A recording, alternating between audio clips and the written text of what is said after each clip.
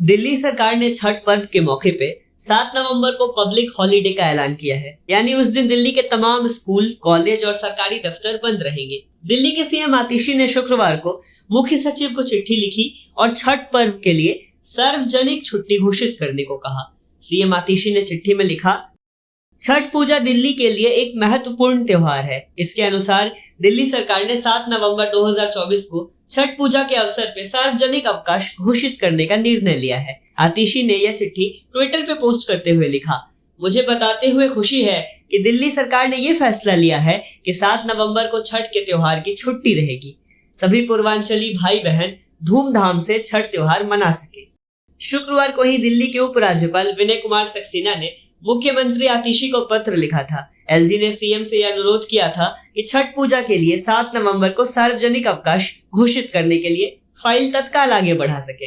अब छठ पर दिल्ली में छुट्टी के मुद्दे पर सियासत शुरू हो गई है। बीजेपी ने कहा है कि उपराज्यपाल के अनुरोध के बाद दिल्ली के सीएम ने छठ पर्व के लिए छुट्टी देने का ऐलान किया, जबकि आम आदमी पार्टी का कहना है कि उपराज्यपाल की चिट्ठी से पहले ही सीएम दफ्तर की तरफ से मुख्य सचिव को पत्र भेज दिया गया था।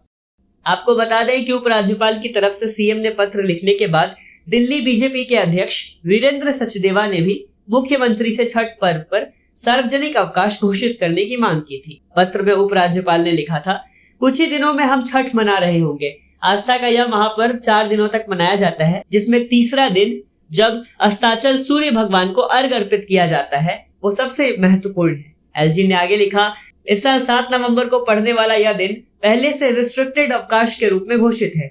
मेरा आग्रह है कि सरकार 7 नवंबर को पूर्णकालीन अवकाश के रूप में घोषित करे और इससे संबंधित फाइल शीघ्रातिशीघ्र प्रेषित किए जाए। गौरतलब है कि छठ महापर्व की शुरुआत 5 नवंबर को नहा खाए से हो रही है। छठ 6 नवंबर को खरना है। 7 नवंबर को पहला अर्घ यानी शाम का अर्घ दिया जाएगा। 8 नवंबर को प्रातःकालीन अर्घ के साथ छठ पूजा का समापन होगा।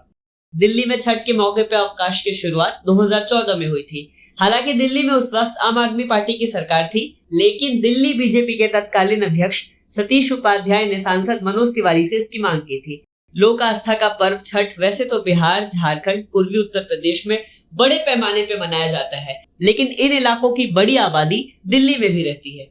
जाहिर है कि ऐसे में सभी दलों की नजर दिल्ली में रहने वाले पूर्वांचली वोटर्स पर रहती है। खासतौर पे पूर्वांचल से ताल्लुक रखने वाले नेता छठ को लेकर ज्यादा एक्टिव दिखते हैं।